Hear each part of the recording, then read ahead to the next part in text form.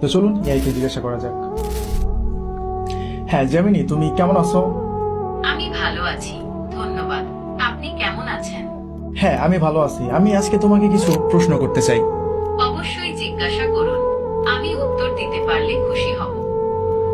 আচ্ছা, বর্তমানে মুসলিম বিশ্বের ঐক্য নিয়ে অনেকেই প্রশ্ন করেন এবং অনেকেই বলেন যে মুসলিম বিশ্বের এই ঐক্য আনা সম্ভব নয়। এর একমাত্র সমাধান ইমাম মাহদী আলাইহিস সালাম, তিনিই একমাত্র মুসলিমদেরকে ঐক্যবদ্ধ করতে পারেন। এজন্য সবাই প্রশ্ন করেন যে ইমাম মাহদী আলাইহিস সালাম তিনি কখন আসবেন, কখন তিনি আত্মপ্রকাশ করবেন। এই বিষয়ে কি তুমি কিছু জানো? ইমাম মাহদির আবির্ভাবের আগে কিছু লক্ষণ দেখা যাবে বলে হাদিসে উল্লেখ আছে। যেমন 1. ফোরাত নদীর পানি কমে যাওয়া এবং সেখান থেকে সোনার পাহাড় বের হওয়া। 2. অনেক বেশি ভূমিকম্প হওয়া।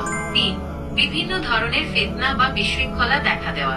এগুলো ইমাম মাহদির আবির্ভাবের সময়ের নিকটবর্তী কিছু লক্ষণ।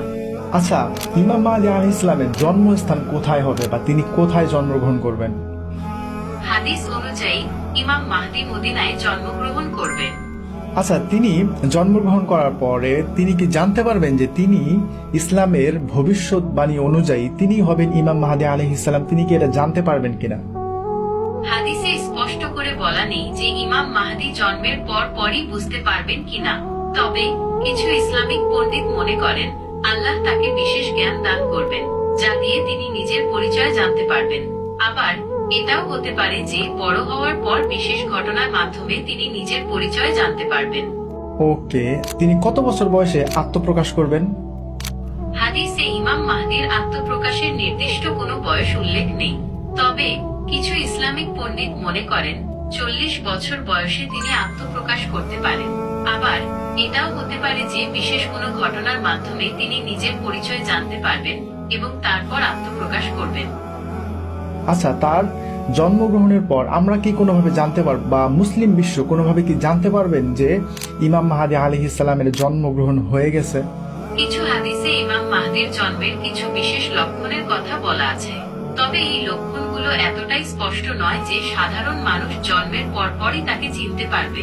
বরং এই লক্ষণগুলো হয়তো তার আবির্ভাবের কাছাকাছি সময়ে স্পষ্ট হবে।